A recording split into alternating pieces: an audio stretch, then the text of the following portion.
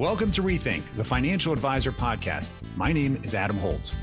And this is Derek Notman. We are your hosts, both veteran advisors and fintech CEOs who challenge the status quo, question everything, and have fun doing it. Hear honest commentary on the challenges facing advisors today. And be part of a community where we can all rethink the profession. Now on to our episode.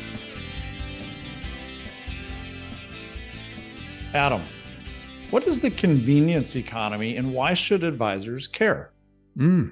Convenience economy. So this is an interesting idea that came up in a conversation that we had with Jamie Hopkins. And what I always remembered about the experience economy, because I have a whole series that I've done speaking recently about this topic, is about the expectations of our customers, probably even ourselves, that when we pay for something, we're looking to the experience we actually have as being pleasurable or pain reducing. And ideally it's pain reducing because that's well more motivating. But the reason why it's very clear is companies like Starbucks and Disney and the airline companies have been very intentional about the experience that they create for their customers that becomes coveted. But what did we have? We had a pandemic that destroyed our in-person experiences. And now all of a sudden we started moving into this convenience economy more than anything. So that's really what I think describes this concept of a convenience economy. What has been your experience during that as an advisor? Yeah, I mean, as an advisor, especially that has invested in tech to use with my clients, let me get stuff done. Give me a great experience that solves my problem quickly so I can get back to the things that I want to do outside of that. Make it easy for me. Give me a great convenience factor to get stuff done. And I did the whole experience thing, man. I bought a big office building, big conference table, coffee maker, all this stuff, right? A coffee maker, that's good. Oh, yeah, it was a good coffee maker. You mean not just the Keurig with the K-cups? Oh, no, we had a barista right there. We had a barista. Very cool. But, like that was the thing we all did. And you had your people come into your office and you showed them around and you introduced them to your staff because it was a great experience. It was not convenient for them at all. No, not really. Even for the advisor, not really that convenient because it's expensive. It's a lot of work to put that together and so forth. So I'm a big fan of convenience. I mean, you and I both went remote over a decade ago, and there's been a lot of conveniences from that as well. I still pay for my office space just in the one off chance that somebody wants to come in. But you're right. I think the experience economy, what's important about that is that I know for the two of us, we invested in digital experiences. So when the pandemic hit, we were already ready for that kind of experience, and our clients were already acclimated to doing almost everything over remote screen share. And of course, our presentations got really thin because we didn't have the capacity to print out 80 pages to put in front of them. And so we learned how to actually do this. But I think what's interesting about this is that the demands of the financial advisor are clearly expanding, and clients want more from this value proposition, which actually talks to how fast can you get it done and how easy is it for me to get it done in a single place. So we're seeing a lot of consolidation. And when Jamie had the opportunity to talk about this, I think this was eye-opening, and I would look forward to sharing what Jamie said here. Who is Jamie? Tell us who Jamie is for those of you who don't know this dude. Well, you can certainly find him on LinkedIn. He's got a great profile there, an enormous number of followers. He's got alphabet soup behind his name. He's an attorney, a tax attorney, a CFP, CHFC, CLU, of course, and an RICP. He was actually one of the original founders of the RICP program at American College, where he was a professor there. He was recently at Carson Wealth, and he just moved over as the CEO of Bryn Mawr Capital Management, which is an RIA effectively tied to a bank. That's here in Philadelphia. It's really, really wealthy bank with high net worth individuals. We met with him and had him on the podcast briefly. From WealthStack last year, he had started the FinServe Foundation, which was an attempt to provide mentorship, removing barriers to getting individuals that don't normally get into our business into the profession. And of course, besides being an avid runner and athlete, he was one of our inaugural Necker Island participants for REBL Dads. So we had the opportunity to talk about some of this stuff and said, hey, we got to get you on the podcast.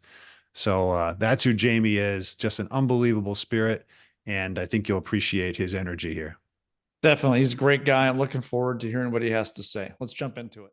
Jamie, thanks again for joining us. We really appreciate it. Given your history and experience, what is your unique perspective of the financial advice market?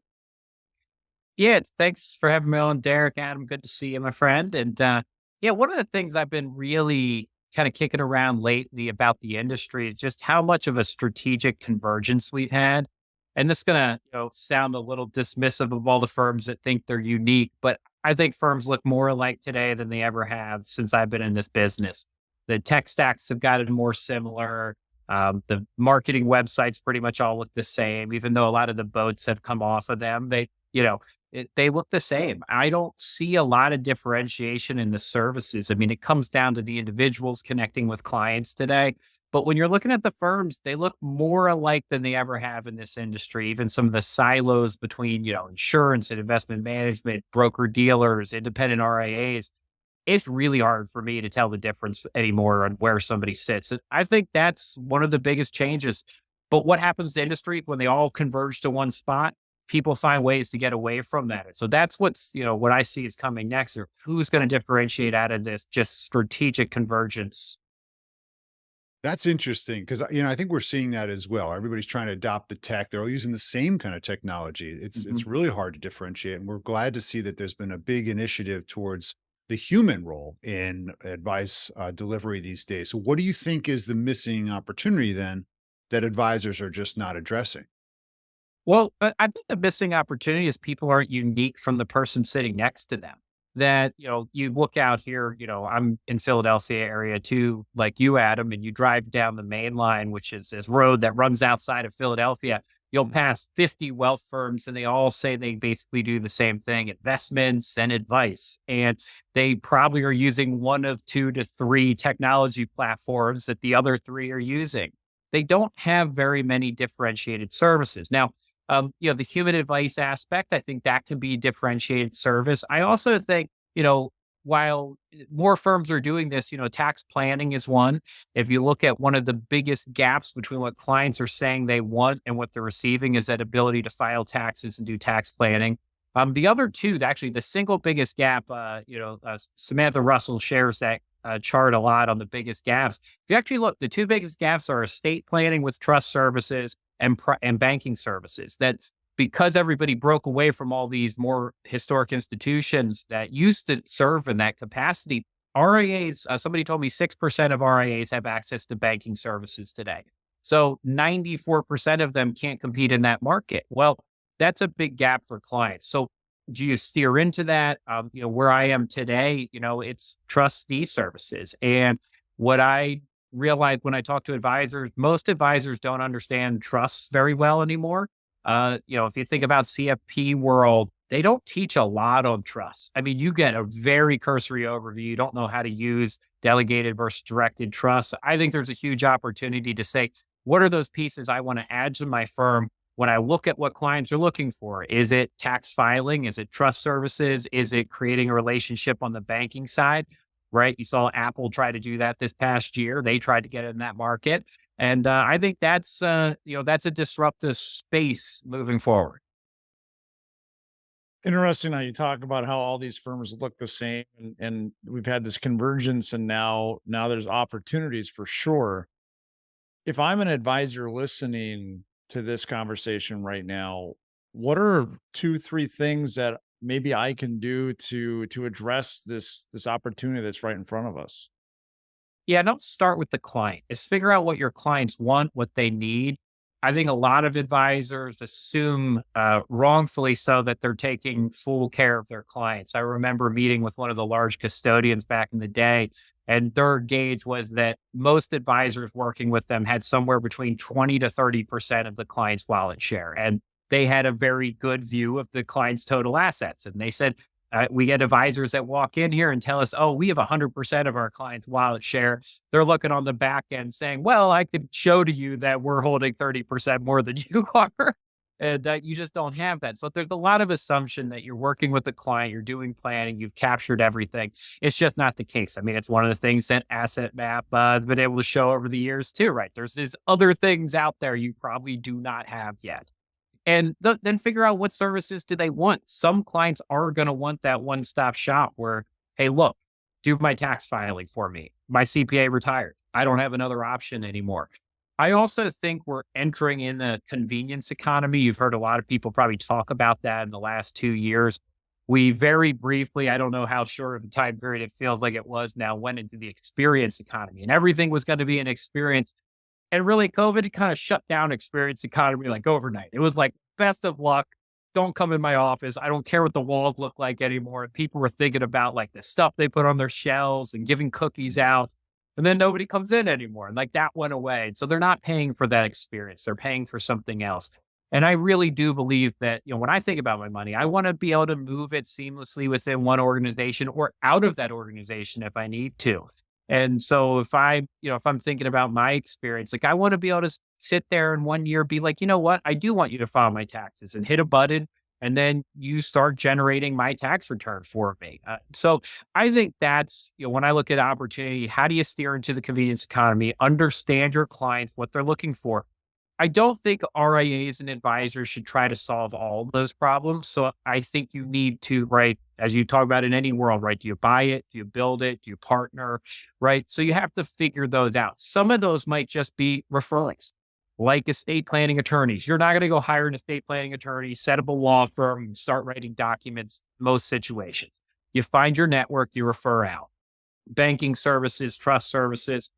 Those are probably the same conversations. You're probably not starting a bank. You're probably not getting a trust charter unless you're a national aggregator, very large firm. And even in those cases, you look at some of the largest ones out there, they don't, maybe they get a national trust charter or they get a South Dakota. They're unlikely to have all the solutions out there. Some states have gotten really hard. Delaware just doesn't really give out trust charters anymore. They really locked it down. So those became really difficult to get. There's only a handful of national players still left in that market, but it's still the best state for trust for a high net worth client. And so you have to find partners there. I think technology, there was a brief period of time where advisors were saying, we're going to build tech. It's going to be differentiated. I think that's tampered down a lot. My experience at Carson was at first we were going to be a builder of tech. Now we're an integrator of tech, right? And, especially my role here at Bryn Mawr, I'm like, we shouldn't try to build tech. We have to integrate tech and find good tech partners, and maybe they integrate it. But that's what we're doing now. We're getting out of the, building of tech space. And I think most advisors spend wasted energy if they're trying to build new tech solutions for the most part. Now, some hit it big, but most, I think it's wasted effort. You shared a lot of perspectives on this, and obviously we know you're very prolific in terms of the social media strategy and really love to see a lot of the snippets that you put up on a screen. Really authentic, and I think a great example of how advisors can also connect with their audiences. I hope people get a chance to watch you there and connect with you or follow you on this. We're curious, we often offer our guests to share something that really needs to be rethought of in the industry. Is there anything you think this whole industry needs to be debating or hear about? Yeah, I mean, I probably could go on for days on this one, but I'll do one that I just covered recently. And it's, I think it kind of resurfaced for me. And I've talked about digital estate planning. And I just did a video on this. Think Advisor just covered it. But I wrote about this back in, I think 2010 was my first article on digital estate planning. And it was just coming into fruition. There actually weren't state laws on this yet. But one of the interesting things that happened back then is there was the Uniform Law Commission passed something called RFADA. Then, that's the second one, the Revised Uniform Fiduciary Access to Digital Asset Act. We have a version of that. I know it rolls right off the tongue, Adam. You're like, man, that's a good one. And we have a version of that here in Pennsylvania, but I think maybe 2 states didn't adopt it or a version of it, but pretty much everywhere has it. And what that says is all this digital asset stuff. So your social media, I joke about your dating profile, right? So your online dating profile, your Tinder account, whatever it is, all those things are these digital assets. Your blogs, now technology. There's a lot of value, your photos, your videos, your websites. And if you read the terms of service of most of those agreements, they say you actually don't own that asset. You have a lifetime lease to it. Now, the challenge for that is you might have set it up improperly when you started. You put it in a personal account, even though you're running a business. You die, your business has no right to that asset. That's a shock to some people. It could even just be like your bank account. You set that up personally, you die, your business does not have legal access to that bank account. They might have a legal right to the underlying assets, but they don't actually own the account. And so that creates a lot of hurdles out there in the estate planning world. The reality is, I talked a lot about that. I went out and did the speaking circuit on that back in like 2010 to 2013. I kind of shifted. What I found though in the last year, I partnered with wealth.com, came over here to Bryn Mawr Trust. I'm looking at trust documents, wills, and I'm shocked by how few of them have been updated. Advisors don't talk about this much with their clients at all, and that they're not very well informed on it. I don't have data points to say how ill-informed advisors are, but I interact with a lot of advisors, and I can tell you, I don't think but a handful could tell me what RUFADA stands for. and it's directing your businesses, it's your estate planning. So all that stuff is out of date, and you really do need better people to be reviewing your trust, your will, all those documents. And I think that's a liability issue for a lot of people out there today, because as advisors have become more that quarterback of the relationship, when these things are wrong, when they're looking at wills and dissecting them and talking about that, which, CFP says, get involved with the estate planning process. And these documents are inaccurate now because state law dictates now how you should put language into those documents. Anything past like 2015 that hasn't been updated isn't complying really with any of the current state legal standards. So that's a huge issue, and it's not being talked much about today. And I always take that perspective of if I'm a attorney suing advisors, that's when I feel like I could start going after people here in the next couple of years, because we are going to see people die with significant digital assets of value where the estate plan was inadequate. What a great way to kind of end that conversation with like this almost massive problem that's no one's talking about. Was this on your radar, that last thing, especially that he mentioned before talking or hearing what he had to say? The digital assets came up a couple years ago when another one of our partners really brought this up and said the universal approach to this state by state is really, really fragmented, and that there's not clear understanding when we just flip through the terms of use when we sign up for any account. Like, I'm sure we all read those 18 pages of terms of use before we hit accept, and it says basically what he's saying in many cases. And there's very difficult access, especially with multi-factor authentication, MFA, everybody's enabling, which means you have to have physical possession of your phone or some kind of code to get in. How is our family or our successive business managers, when we're incapacitated, actually going to get into all of these assets that they rely upon and have significant value in? I think that's a really big problem, Derek. Really big problem, especially there's been all this talk. You have to have a website, you have to have social media, you have to have a blog, email, newsletters. There's been this massive push of creating digital reputations, I guess, digital footprints to market yourself. Totally. But we forgot to protect it as an asset. Kind of important. True. Well, it's funny. There's so many people using LastPass and other types of password management systems, but I think also those could get locked if there's any discrepancy at all around the estate. So I know that many people have shared logins to different types of tools. They signed up with their personal junk email account because they didn't want to get spam, and now they're using that in their company, and now you've got real company assets on there. So it begs the question for financial advisors who might be doing this personally, right? They might actually be doing this themselves or their staff. Is what about the clients? Are we bringing up this as a potential calamity that can be avoided in the financial planning process? I would guess not. It's probably not happening a lot in conversations. But what a cool way! We'll get into this here now. But Jamie talks about how do you differentiate? What are your value add services? Do you really know what your clients want and need? And sometimes we all know, as a good advisor does, is that we have to help our clients crystallize what they want and need, right? They haven't maybe articulated it necessarily. And so part of that process is asking the question, what have you done with your digital assets? I'm guessing most clients would be like, what do you mean? you know? It's a great point. Yeah. I mean, most of our clients they tend to come to a financial advisor because they want to make sure they can retire and not run out of money, right? That is Right. 90% of the motivation. They get to a point where there's a high cost of being wrong and they don't want to mess it up, but they don't know the questions to ask, right? They're the basics, legal, tax, insurance, investment. But I think most advisors haven't had the outlet, so they don't talk about it. It's the same thing I tend to see in our communities. We enabled property and casualty and asset map. 99% of the advisors don't even ask the question about property and casualty. Do you know why that is? It's because they were never trained on it and they don't monetize it. They don't make money selling it. So it's one of those things that hasn't hit the radar of the quote unquote holistic financial planner for the most part, because they don't actually do that business. Now, I think if advisors did have a way to solve the problem associated with tax or with legal or with these insurances that get ignored, or maybe banking, as Jamie said, if we had those outlets formalized, we might be more inclined on a confidence basis to bring them up. I think so. I think we would. Because we do, I mean, there's so many things that we have to remember to talk about and dive into with our clients.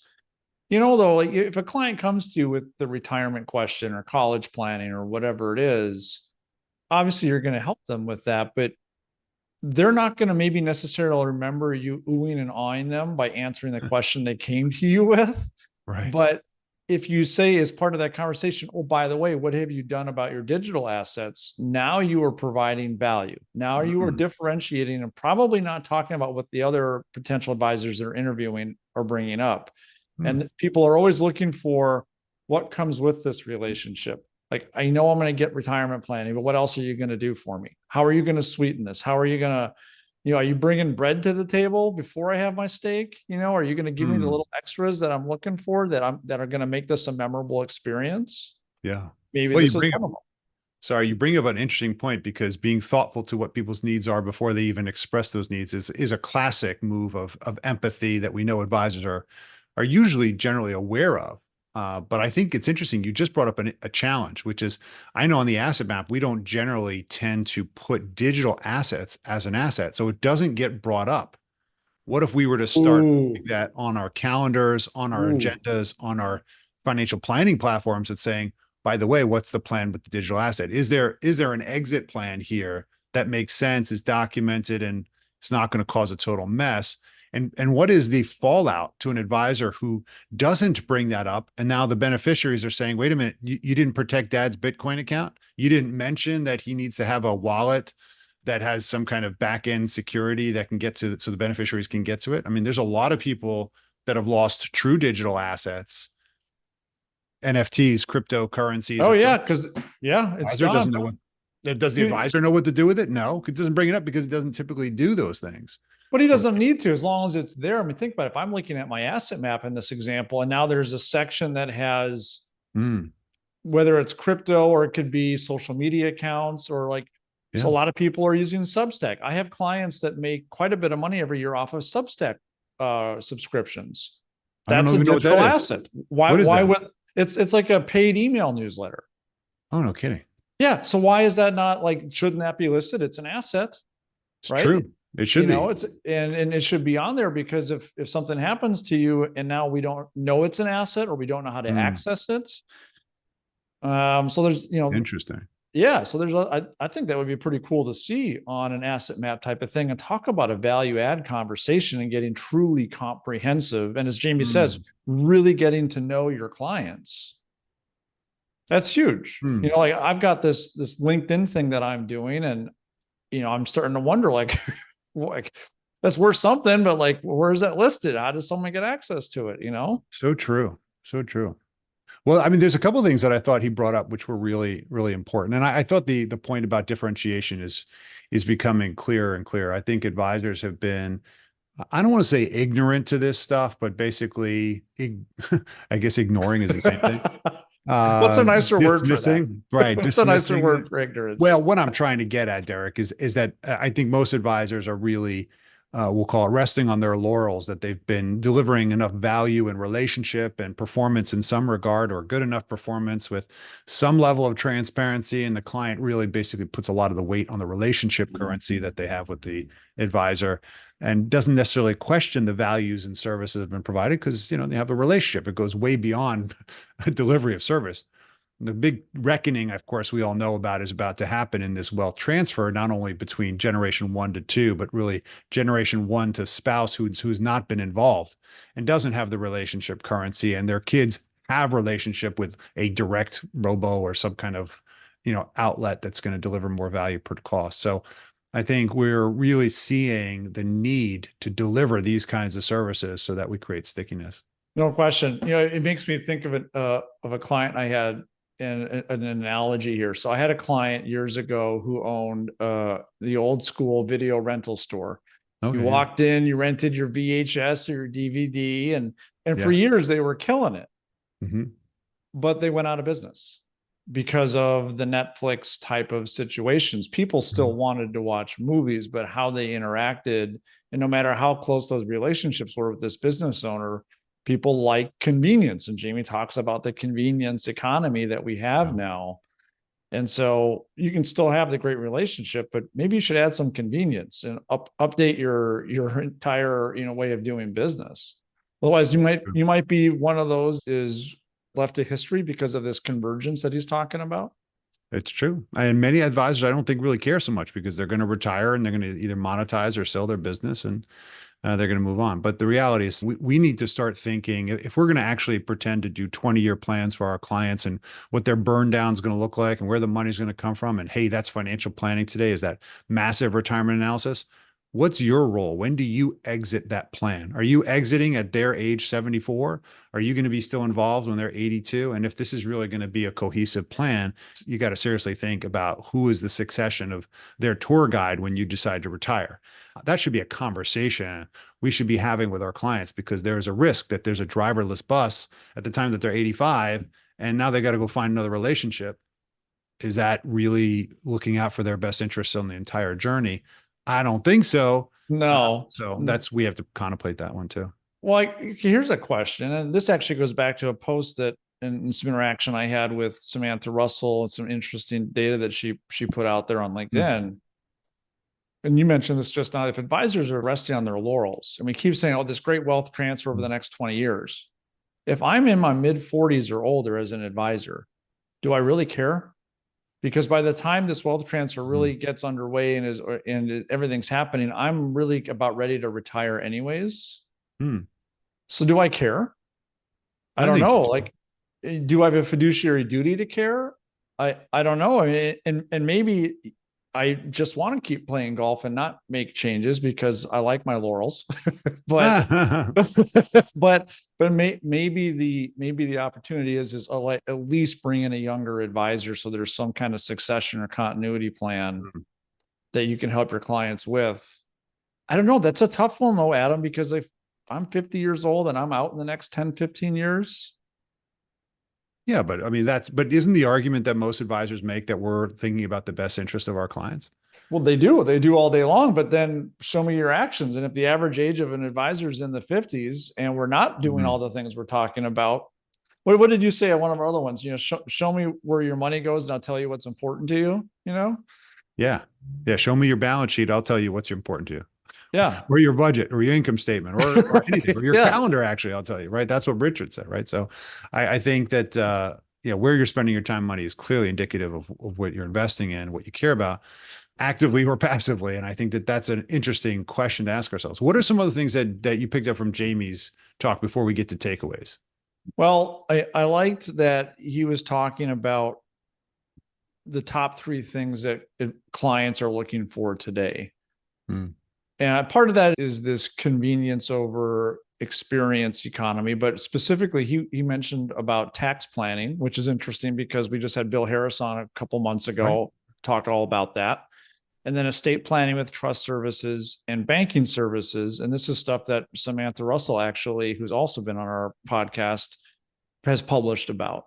So it's interesting that people are looking for almost what appears to be a more bundled approach, which maybe that goes back to convenience. I don't know. I mean, would you subscribe to, if there was, I'm just guessing, like if there was a fixed Netflix / popcorn subscription, would you do that?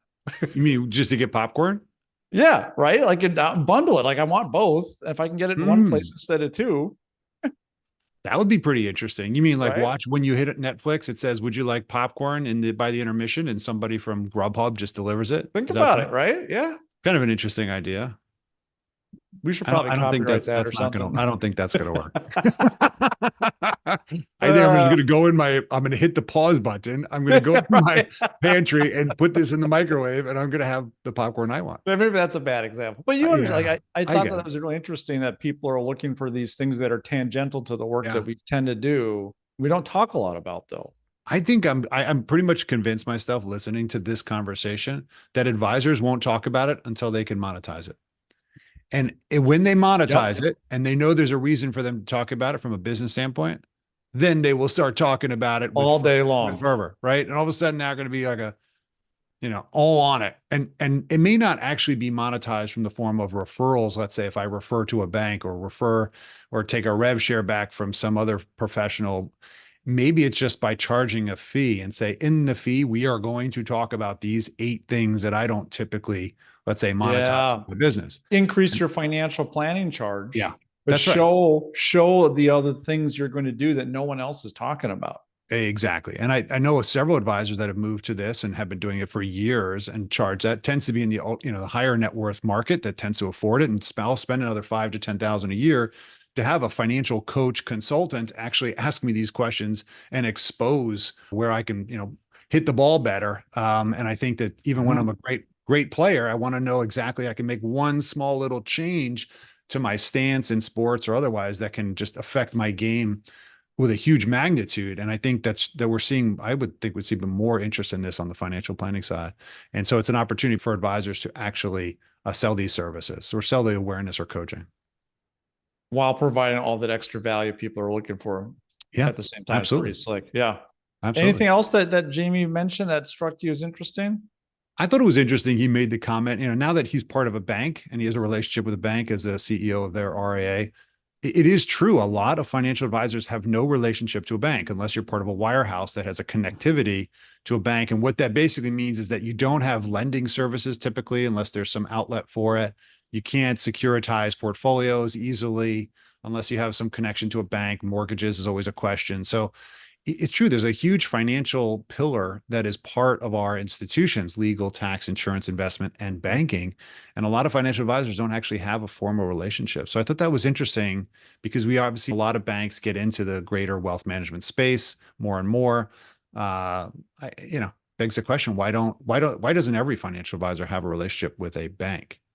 Because they're not getting monetized. Oh, that's probably Goes right. back to your point, right? Yeah. That's right. That's right. There it is. They're competing. That could be an interesting issue. They're competing, but I believe this is what Jamie and they're doing over at Bryn Mawr Trust is that they have open architecture. They'll do the trustee services over there without actually having to manage the assets. That's right. And that's pretty cool. So that would be something to consider. Anyways, we can keep jamming on this all day long. We know that this all comes back to monetization. It's a business, right? It's a business. It's right. a business. We show up because we're employed. So what are the takeaways that you took from this experience today? Definitely don't ignore your digital assets. That one probably resonated with me the most. It is a major estate planning consideration that people are not talking about. Mm-hmm. Even the little things like, did you buy that website URL in your name or the business name? Good one. I mean, I've used GoDaddy for a lot of this stuff. GoDaddy will send me emails saying, hey, the URL, blah, blah, blah, that you own could be worth this. Right. And it's because people do buy and sell those and cyber squat and all that kind of stuff. So there is some value there. So how do you own that asset? So I think that was a really big one that definitely resonated with me. And then the other one is advisors can't do everything. When it comes to differentiating. You don't need to build your own technologies, inside. I would argue that this could be the same for enterprises. For any of you folks that work at a larger institution at the home office, pay attention. You don't need to build it yourself. You can do some of the things yourself, but there's nothing wrong with buying a third-party integration or outsourcing your solution entirely. I really thought that was interesting. Advisors can do the exact same thing. Absolutely. I mean, to that point, for what it's worth, institutions, enterprises that are buying software and try to build it themselves, they forget that the whole point of having an enterprise level software is you need to continuously invest in it and innovate and come up with new concepts. And most of these institutions fund the project like it's a one-time project. And then they're surprised that they're going to put in like millions of dollars every year and year to try to innovate or just keep it going. And it becomes the legacy technology that the next executive team is pissed off with. It is so true. We see it all the time. Let's just be careful with that one. Yeah, we can build that. Yeah. Yes, do what you're great at. And the same thing is true for advisors, as you've already said, right? That doesn't mean everyone needs to go out and get a property casualty license, a banking charter, a trust services, buy a tax preparation company. But we do know some RIAs that are doing that. They are literally going out and they're buying law firms, they're buying tax practices, and they're integrating this in their services because they want to compete at a whole nother level. But I think the real thing goes back to one of our earlier podcasts about building a dream team, a fantasy, kind of like a fantasy football team. Who are the people and the firms that you want on your referral network that you have actually either formal or informal business sharing capabilities, so you can usher someone in you trust to the relationship who's going to help clients get it done. I would say one of the bigger challenges, we can tell our clients to go get a tax attorney or do their trust and will documents, and they just don't do it. And unless we are basically dogged on it and basically make sure they get it done, sometimes the most important role we can play is just, hey, can we GSD? Can we get stuff done? Well, we're almost playing the role of like a convenience facilitator. That's what Jamie said. We're looking for convenience anyways. And if as an advisor, I can help you get the things I can't personally do, but I can make it really easy for you to get them. Ooh, that's cool. That's valuable. I like that. Oh, that's cool. So you can say, like, I have a financial convenience store. Sure. I don't know what you would call it. You need a snazzier name than that. We probably do. Awesome. Thank you so much to Jamie for being part of this podcast, an original REBL Dads attendee. So that was really cool to see him again. And also for all the insight he's done at American College and all the different places he's invested in our community. Really appreciate what he's doing. Definitely want to check out all of his community stuff that he's putting out there on LinkedIn. Really good educational stuff. Yeah, great conversation. And it's opened up like a bigger topic all around just estate planning for the masses. So Jamie, thanks a ton. Really appreciate it. Remember, you heard something today, put it into motion, think about it, talk to your team about it, get it done. Please share this episode with anybody that would appreciate it, get some value out of it. Follow us on LinkedIn, send us a DM, all the good stuff. We appreciate all of you and look forward to getting in front of you then in the next episode. Thanks, Derek. We appreciate your time as always. Adios.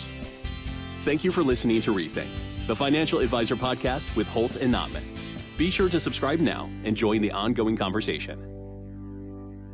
The information covered and posted represents the views and opinions of the guest and does not necessarily represent the views or opinions of Asset Map or Connector.